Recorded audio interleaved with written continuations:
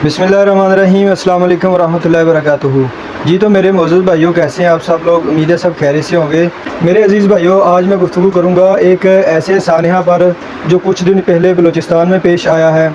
जैसा कि आप सब लोग जानते हैं कि बलूचिस्तान में 2 मर्डर हुए हैं।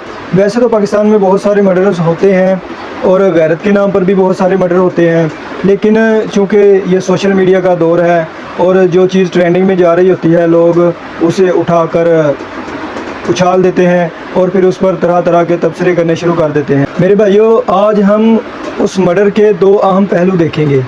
एक पहलू तो उसका ये देखेंगे कि वो मर्डर क्यों हुआ और शरीयत इस्लामिया में क्या ये जायज़ है या नाजायज़ है।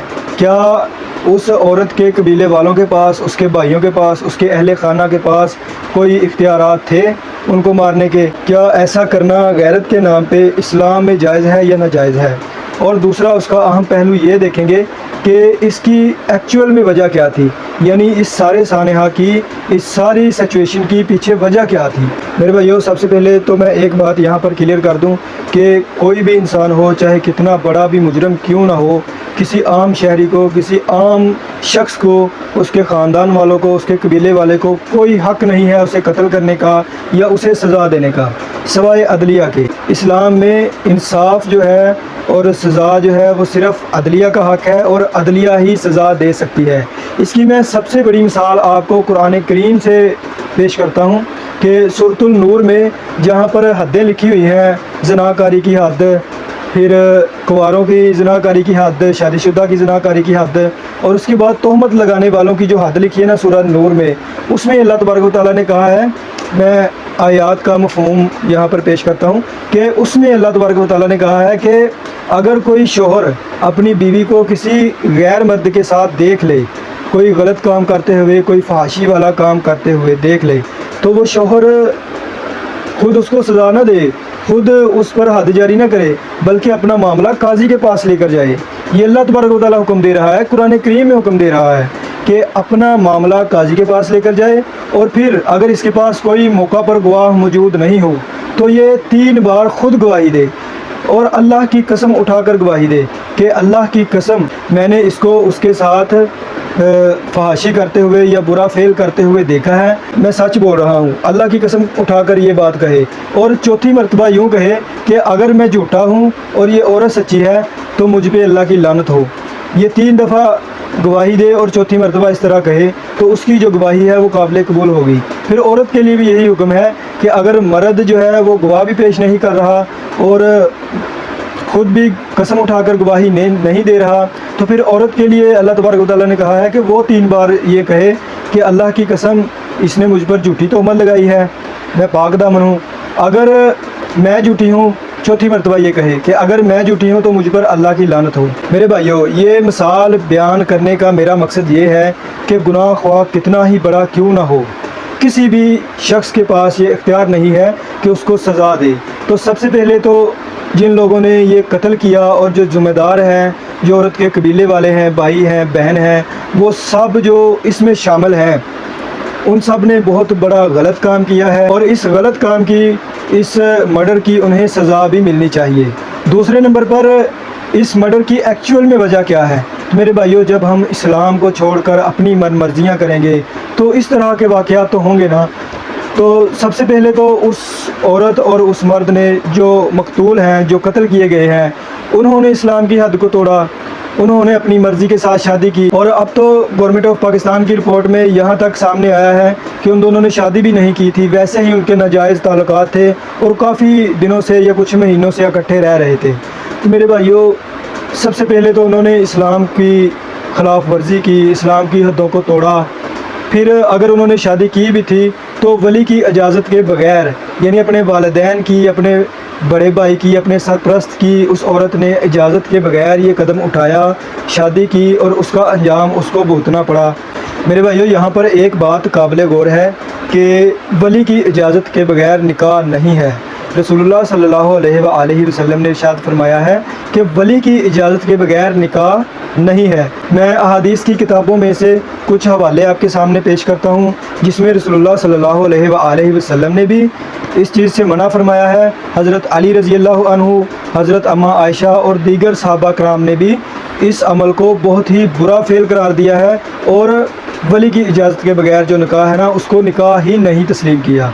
तो सबसे पहले मैं यहाँ पर रसूलुल्लाह सल्लल्लाहु अलैहि वसल्लम की बात पेश करता हूँ। सुनन इब्ने माजा में हदीस है, रसूलुल्लाह सल्लल्लाहु अलैहि वसल्लम ने इरशाद फरमाया कि कोई औरत अपना निकाह खुद नहीं करवा सकती और कोई औरत किसी औरत का निकाह भी नहीं करवा सकती और बदकार औरत ही खुद अपना निकाह करवाती है। यानी रसूलुल्लाह सल्लल्लाहु अलैहि वसल्लम ने इस चीज़ की नफ़ी फरमाई है कि कोई औरत अपनी मर्ज़ी के साथ खुद अपना निकाह नहीं करवा सकती और किसी और औरत को साथ लेकर भी अपना निकाह नहीं करवा सकती। यानी कि किसी अपनी दोस्त को, अपनी सहेली को साथ लेकर भी उसको अपनी सरबराह बनाकर भी निकाह नहीं करवा सकती। और फिर अल्लाह के नबी सल्लल्लाहु अलैहि वसल्लम ने फरमाया कि बदकार औरत ही अपना निकाह खुद करवाती है, यानी कि जो औरत ऐसा करती है वो बदकार औरतों में शामिल है। इसके बाद मुसन्नफ़ इब्ने अबी शैबा में रिवायत मौजूद है 16186। हज़रत अबू बरदा रज़ी अल्लाह अन्हु इरशाद फरमाते हैं कि रसूलुल्लाह सल्लल्लाहु अलैहि वसल्लम ने इरशाद फरमाया वली की इजाज़त के बगैर निकाह जो है वो दुरुस्त नहीं है। और मुसन्नफ़ इब्ने अबी शैबा में ही एक और रिवायत है 16181। हज़रत अली रज़ी अल्लाह अन्हु ने इरशाद फरमाया कि वली की इजाज़त के बगैर निकाह नहीं है और गवाहों के बगैर भी निकाह नहीं है। मेरे भाइयों, रसूलुल्लाह सल्लल्लाहु अलैहि वसल्लम ने भी इस चीज़ से मना फरमाया है कि कोई औरत जो है वो खुद अपना निकाह नहीं करवा सकती और वली की इजाज़त के बगैर निकाह जायज़ नहीं है। और हज़रत अली रज़ी अल्लाह अन्हु का भी फरमान है और हज़रत अम्मा आयशा सिद्दीक़ा रज़ी अल्लाह अन्हा से भी रिवायत है, मुसन्नफ़ इब्ने अबी शैबा में ही मौजूद है 16182 नंबर हदीस है कि हज़रत अम्मा आयशा सिद्दीक़ा रज़ी अल्लाह अन्हा रिवायत करती हैं कि रसूलुल्लाह सल्लल्लाहु अलैहि वसल्लम ने इरशाद फरमाया वली की इजाज़त के बगैर निकाह नहीं है और जिस औरत का कोई वली मौजूद ना हो तो उसका वली सुल्तान है, यानी हाकिम वक्त है। मेरे भाइयों, यहाँ पर मैं आपके सामने एक वाक़या रखता हूँ। हज़रत उमर फ़ारूक रज़ी अल्लाह अन्हु के दौर का ये वाक़या है कि सबसे पहले आप हवाला नोट करें, मुसन्नफ़ इब्ने अबी शैबा में ही ये भी रवायत मौजूद है। 29,355 नंबर रवायत है। हज़रत उमर फ़ारूक रज़ी अल्लाह अन्हु के पास दो औरतें लाई गई। एक ऐसी औरत थी जिसने अपने ग़ुलाम के साथ शादी की थी और दूसरी वो औरत थी जिसने अपनी मर्ज़ी के साथ अपने वली की इजाज़त के बगैर शादी की थी।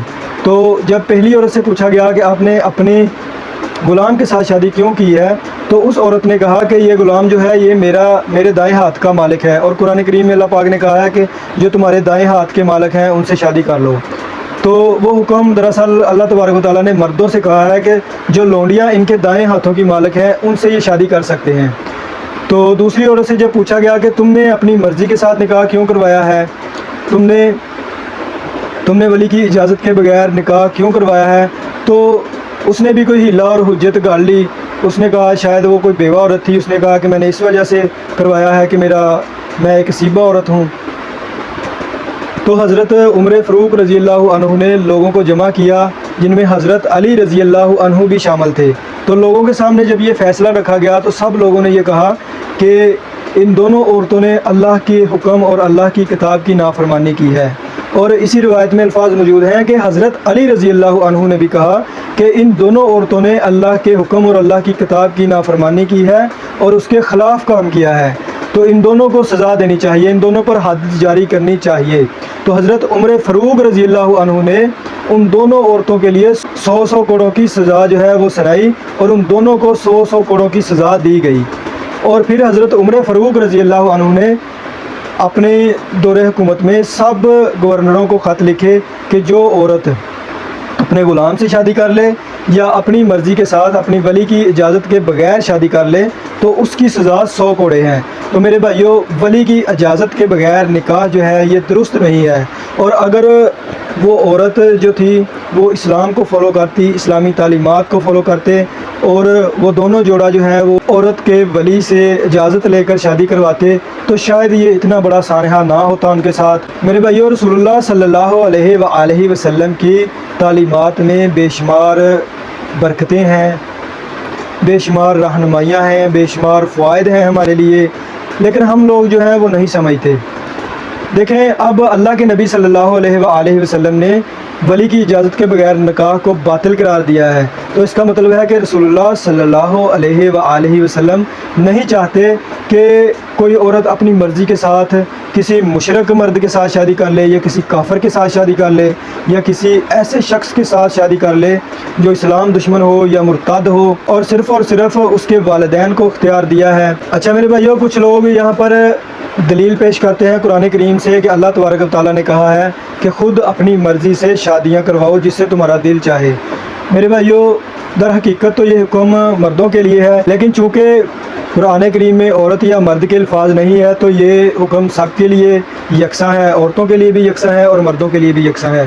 تو عورتوں سے ان کی پسند پوچھنی جائز ہے، اور ان کی پسند کے مطابق ہی والدین کو چاہیے کہ شادی کرے، اور اگر ان کی پسند والدین کو پسند نہیں آتی، اگر وہ کسی کافر، مشرک یا مرتد کے ساتھ شادی کروانا چاہتی ہیں، تو پھر ولی کو اجازت ہے، ولی کو پورا حق ہے کہ اس کو روک دے، اس کو منع کر دے، اس کی شادی نہ ہونے دے۔ اور اگر وہ عورت جس سے شادی کروانا چاہتی ہے وہ مسلمان بھی ہے، وہ اس کا اخلاق بھی ٹھیک ہے، اس کا کردار بھی اچھا ہے، تو پھر والدین کو چاہیے کہ اپنی بیٹی کی بات مانیں، اس کی پسند کو بھی مد نظر رکھیں، اس کی پسند بھی دیکھیں، خود بھی اس میں رضاعت کا اظہار کریں، اور خود اس لڑکی کی شادی اس لڑکے کے ساتھ کروائیں جس کو وہ پسند کرتی ہے۔